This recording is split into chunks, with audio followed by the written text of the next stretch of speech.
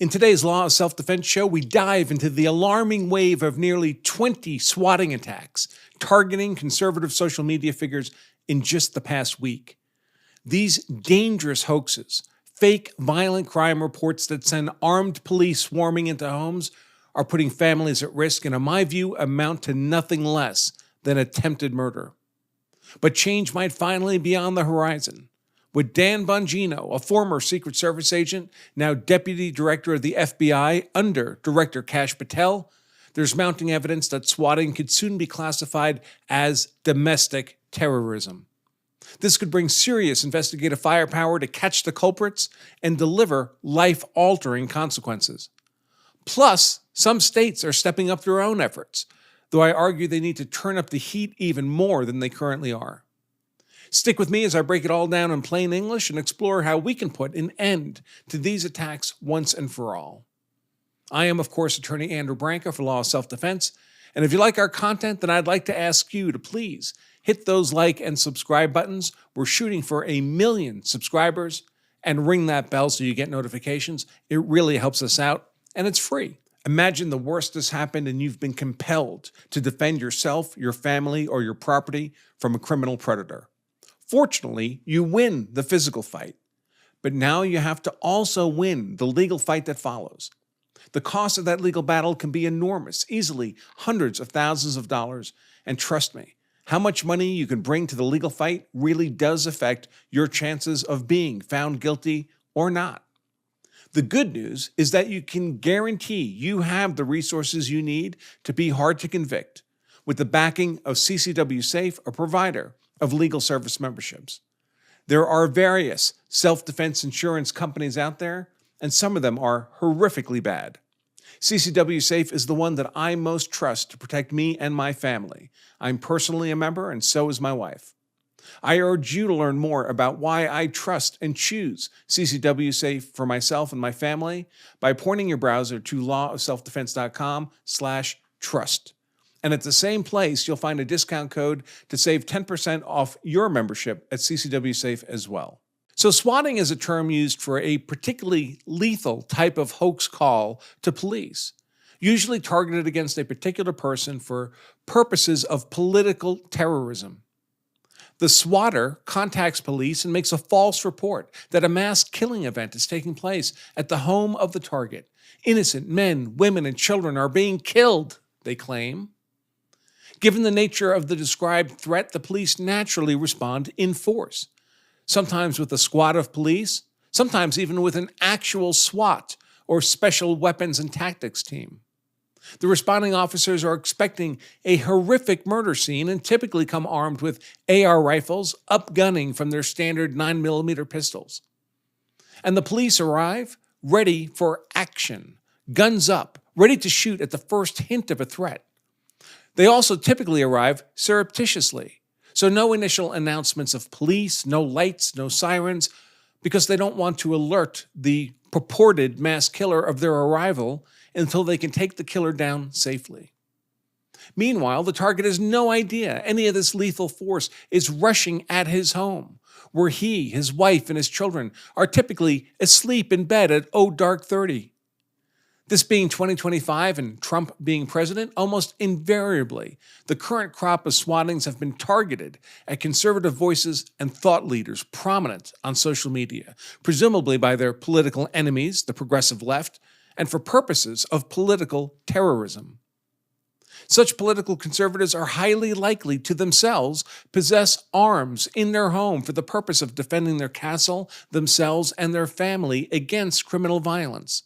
In an engagement with police ready to shoot in an instant on one side, and on the other side, an armed homeowner investigating unidentified armed men immediately outside his home, it's not hard to see how these swatting attacks can easily lead to a bloodbath with dead police, dead homeowners, and dead wives and children. This perfectly predictable, indeed perfectly intended danger makes the swatting hoax call nothing short of attempted murder of the police and the homeowner alike. Within only the past week or so, some 20 conservative voices have actually been the targets of swatting attempts, sometimes more than once in a day, with armed police arriving at their homes as they slept in exactly the manner I've described. So far, no one, thank God, has been killed as a result, but an innocent death of either responding police or a homeowner and his family is all but inevitable if these swatting attacks are not stopped. The abrupt increase in the pace of these swatting efforts in the context of a federal executive branch run by President Trump and his chosen cabinet, who are politically aligned with the conservative targets of these attacks, it looks like we're finally getting to some truly substantive efforts by the federal government to target and take down these attempted murderers making these swatting calls. Now, I've long advocated that these swatting attacks be designated as acts of domestic terrorism, given that their purpose is clearly to induce terror, fright, intimidation, and fear for political purposes against the civilian population, the targets of these attacks. And it looks like President Trump's White House is finally getting on board with that view. With former Secret Service agent and current conservative podcast star Dan Bongino having joined Director Kash Patel's Federal Bureau of Investigation as a deputy director, it appears that Bongino will be focused on applying the resources of the Bureau's Joint Terrorism Task Force to these swatting attacks. In fact, victims of recent swatting attacks have been briefed afterwards by FBI special agents, leaving behind business cards denoting them as being part of the Bureau's Joint Terrorism Task Force. Designating these swatting attacks as an act of domestic terrorism, a designation that President Trump can make at his leisure, brings far more than just the FBI to bear in investigating and capturing the people perpetrating these swatting attacks. As the term joint implies, these investigations of designated acts of domestic terrorism also bring into play a wide array of other federal investigative surveillance and law enforcement resources. The Central Intelligence Agency, the National Security Agency, even the Defense Department all participate in these joint anti-terrorist efforts. The domestic terrorism designation also triggers the activation of the Patriot Act and its enormous investigative powers. While the Patriot Act should be viewed with suspicion by American citizens precisely because of its expansive allowance for surveillance and investigation of virtually anybody, it is on the books and it may as well be used against those engaged in domestic terrorism against our American citizens. And the Patriot Act allows for a great deal. First, the Patriot Act itself broadens the definition of domestic terrorism to allow it to apply to swatting events, to include acts dangerous to human life that violate criminal laws and appear intended to intimidate or coerce a civilian population, which is precisely what swatting is and does. Second, the Patriot Act allows for the sharing of investigative information across various agencies of the federal government, making the very notion of a joint terrorism task force possible in the first place by avoiding the unnecessary siloing of information within disparate agencies. This allows for a far more holistic understanding of the swatting threat, their participants, their support infrastructure, the people coordinating attacks like the nearly 20 that have hit conservative voices in just the last week.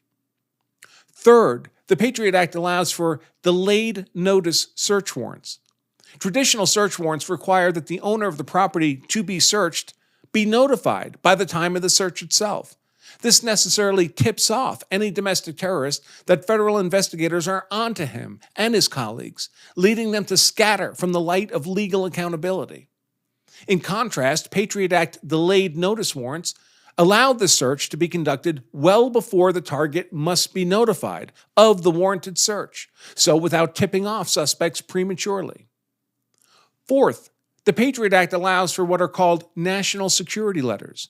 These are letters that compel businesses to provide customer records without need of a formal search warrant. These also often include a gag order so the business is prohibited from alerting the suspect. This allows for the efficient and surreptitious collection of cell phone records, internet search records, banking records, and every other kind of record. Fifth, the Patriot Act allows investigation of any party providing material support to the suspected domestic terrorist. This means anyone providing money, means, shelter, communications, or any other form of support that facilitates the act of domestic terrorism. This greatly increases the ability to target and take down the support structures that make the terrorist activities possible, and making those support structures independently subject to domestic terrorism-related investigation and charges. All of this allows federal investigators of swatting attacks to be far more proactive than would otherwise be the case. And unlike local law enforcement, which generally is limited to a much more reactive stance, simply responding to the swatting call after it's been made, and lacking the sophisticated surveillance and investigative tools of America's three-letter agencies and the Department of Defense.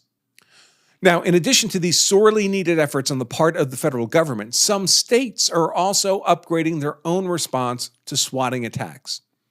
Indiana's current false reporting statute makes it a crime to make a false report that substantially hinders any law enforcement process, phrasing that is ambiguous when it comes to a swatting attack.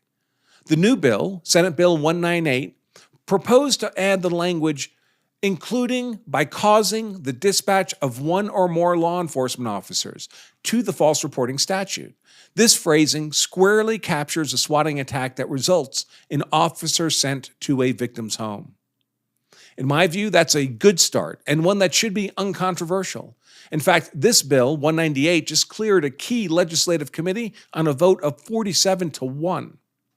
My only criticism of the bill is that it leaves in place the current pretty light punishments for false reporting that applied to merely hindering a law enforcement process. Those punishments range from a Class A misdemeanor punishable by only a maximum of a year in jail to a Class 5 felony punishable by only a maximum of 6 years, and then only if someone is seriously injured or killed. Those punishments might be fine for hindering a law enforcement process, but it's not nearly sufficient punishment for a swatting attack. As I said at the start, the tremendous threat of loss of innocent life that a swatting attack creates makes it nothing less than attempted murder. And attempted murder ought to be, and is, punishable by a lot more than a mere 6 years in prison. In fact, under Indiana law, attempted murder is a Class 1 felony, punishable by 20 to 40 years in prison, with the default advisory sentence being 30 years in prison. That's a far more appropriate punishment for an attempted murder swatting attack than is a mere 6 years, when the lives of responding officers and innocent homeowner, men, women, and children, hang in the balance. So it's a good start, Indiana, but you've got more work to do in targeting these domestic terrorists attacking your state's residents.